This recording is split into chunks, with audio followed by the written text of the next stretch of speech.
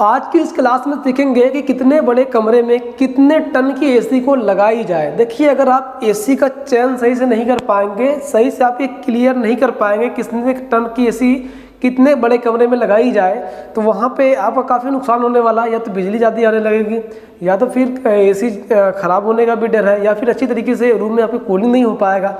इसलिए हर एक टेक्नीशियन को ये जानना ज़रूरी है कि किस तरीके से हम लोग ये कैलकुलेट करें कि किस कमरे में कितनी टन की एसी परफेक्ट रहेगी। तो यही कैलकुलेशन मैं आप लेकर के आया हूँ। तो इसमें कुछ याद करने की ज़रूरत नहीं है, बस ये कैलकुलेशन समझ लेना है। फिर चाहे कितने भी बड़ा कमरा हो, कितना भी छोटा कमरा हो, इस कैलकुलेशन की मदद से आप उसमें एकदम एग्जैक्ट एसी लगा सकते हैं कि कितने टन की एसी वहाँ पे लगनी चाहिए, ये आप जान सकते हैं।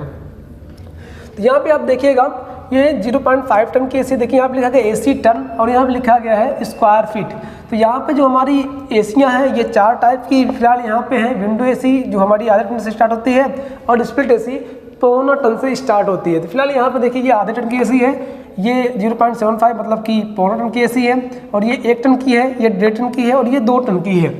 तो यहाँ पे जो 0.5 टन की एसी है ये ठंडा करेगी 60 स्क्वायर फीट की एरिया को, और जो 0.75 टन की एसी है ये 60 से 90 स्क्वायर फीट की एरिया को ठंडा करती है। और ये 1 टन की एसी 90 से 125 स्क्वायर फीट की एरिया को ठंडा करती है। और जो 1.5 टन की एसी ये है 125 से 200 स्क्वायर फीट को एरिया को ठंडा करती है। और ये जो 2 टन की एसी है ये करती है 200 से 230 स्क्वायर फीट की एरिया को ठंडा। तो सबसे पहले जानना जरूरी है कि स्क्वायर फीट होता क्या है, जो कि स्क्वायर फीट ये बता रहा है कि ये जो हमारी 1.5 टन की एसी है ये 125 से 200 स्क्वायर फीट की एरिया पे कवर कर लेगी, मतलब उसमें अच्छी तरीके से कूलिंग करेगी, ये परफेक्ट रहेगी। तो स्क्वायर फीट है क्या, इसको समझते हैं। देखिए, स्क्वायर फीट निकालना एकदम काफ़ी सिंपल है। इसमें है क्या कि लंबाई, देखिए लंबाई गुणे चौड़ाई, लंबाई गुणे चौड़ाई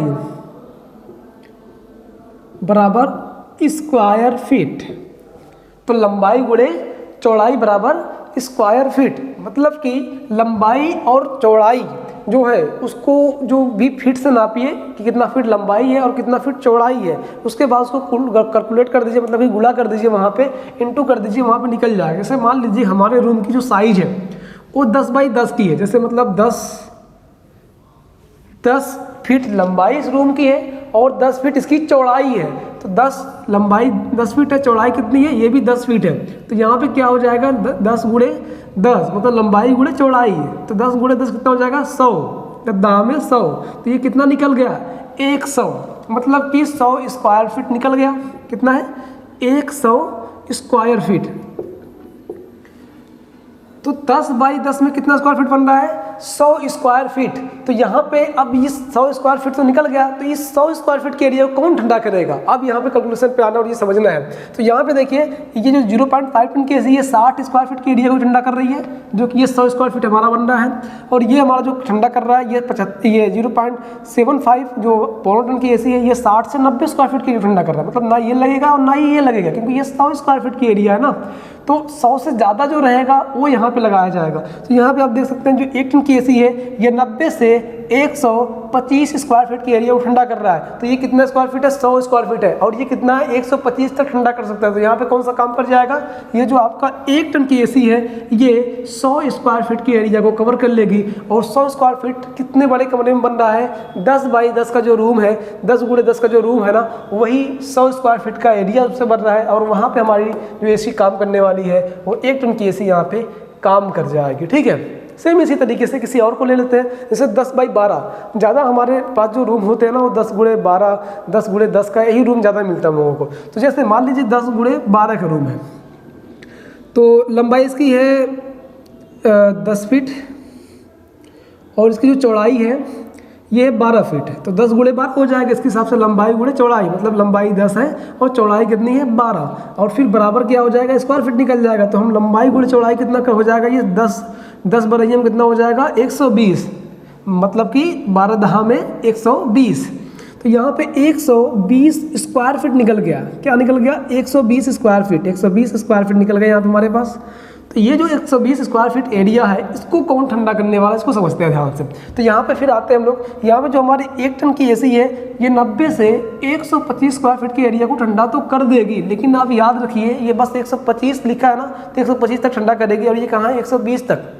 फ़र्क कितना हो रहा है, बस 5 का ही फ़र्क हो रहा है। अगर कोई 2-4 आदमी ज़्यादा हो गए तो वहाँ पे ये लोड ज़्यादा पड़ेगा, जिससे कि एसी जल्दी ख़राब होने का डर है, वो काम करती रहेगी, बिजली भी ज़्यादा आएगी।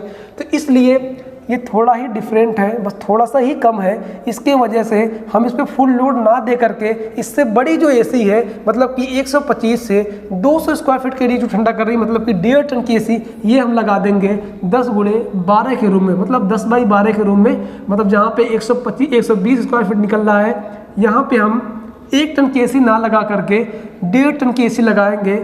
इसलिए क्योंकि किसी भी चीज़ पे फुल लोड कभी भी नहीं दिया जाता है। अगर फुल लोड दे दिया जाएगा तो ये जो कूलिंग कर ही नहीं पाएगा कंप्लीट, और लगातार चलता रहेगा। इससे बिजली भी ज़्यादा आने वाली है, फिर इसको ज़्यादा मेहनत करने की वजह से जल्दी ख़राब भी हो सकता है, और फिर कूलिंग भी हो सकता है उतनी ना मिल पाए जितनी की चाहिए। इसलिए यहाँ पे बस 5 का ही डिफरेंट हो रहा है। तो हम क्या करेंगे, यहाँ पे 125 से 200 स्क्वायर फीट का जो ठंडा कर रहा है, मतलब कि 1.5 टन की एसी, ये लगा देंगे मतलब 10x12 के रूम में। तो ये चीज़ आपको क्लियरली समझ में आ गया होगा कि किस तरीके से ये फार्मूले के जरिए से हम स्क्वायर फीट की मदद से निकाल सकते हैं कि कितने बड़े कमरे में कितने टन की एसी लगाई जाती है। तो बस आज के लिए इतना ही, और वीडियो देखने के लिए बहुत बहुत धन्यवाद।